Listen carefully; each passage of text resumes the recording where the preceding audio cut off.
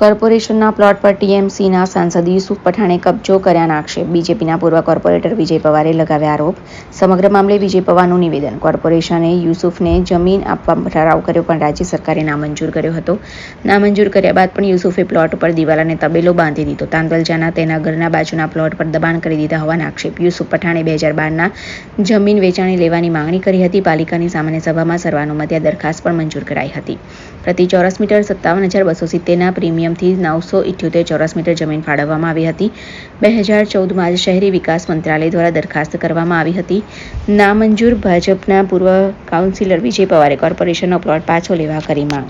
રજૂઆતમાં Tandalja TP 22 final plot 90 અને મહાનગરપાલિકાનો reserve plot છે.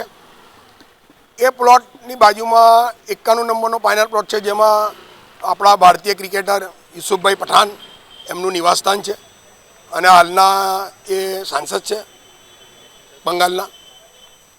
હવે યુસુફભાઈ પઠાણનું જે મકાન છે એને આખું એ 90 નંબરનો પ્લોટ એની અંદર આવી જાય છે.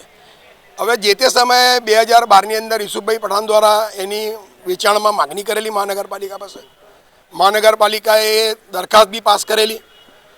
સામાન્ય સભામાં દરખાસ્ત પાસ થઈને એની કિંમત નક્કી કરવામાં આવેલી કે લગભગ 57,200ની સમથિંગ એની કિંમત નક્કી કરેલી હતી. 978 ચોરસ મીટરની જગા છે. એ જગાની રાજ્ય સરકાર પાસેથી મહાનગરપાલિકાએ પરમિશન માગી કે ભાઈ આ અમે જવા આપવા માગીએ છીએ. શહેરી વિકાસ મંત્રાલય તરફથી એક લેટર આવ્યો કે ભાઈ આ જગા અપાય નહીં અને તમારી દરખાસ્ત નામંજૂર કરવામાં આવે છે.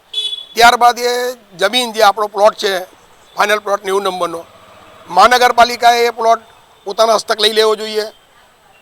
એની પેરેફેરીમાં ફેન્સિંગ કરી લેવી જોઈએ, પણ એ જે તે સમયે ફેન્સિંગ થઈ નહીં. આજે કમ્પાઉન્ડ વોલ થઈ ગઈ મોટી. એ પ્લોટ કોની પાસે છે એ કોઈ જાણી ના શકે. મારી સરકારને અને મહાનગરપાલિકાને એવી રજૂઆત લેખિતમાં કરેલી છે કમિશનરશ્રીને, સ્ટેન્ડિંગ કમિટી ચેરમેનને, કે આપણે સરકારી જમીન ઉપરના ગરીબોના ઝૂંપડા બી હટાવીને એમને બીજે ઠેકાને કે ત્યાં ઠેકાને મકાન આપીએ છીએ. બાકીની જમીન પીપીપી ધોરણે બી ફાળવીએ છીએ. રોડ પરના લારી ગલ્લા ઉઠાવીએ છીએ. તો આ સરકારી જમીન આપણી પોતાની તે આપણે તાત્કાલિક અસરથી એ આપણા પોતાના તાબામાં લઈ લેવી જોઈએ. એ મારી એને રજૂઆત છે.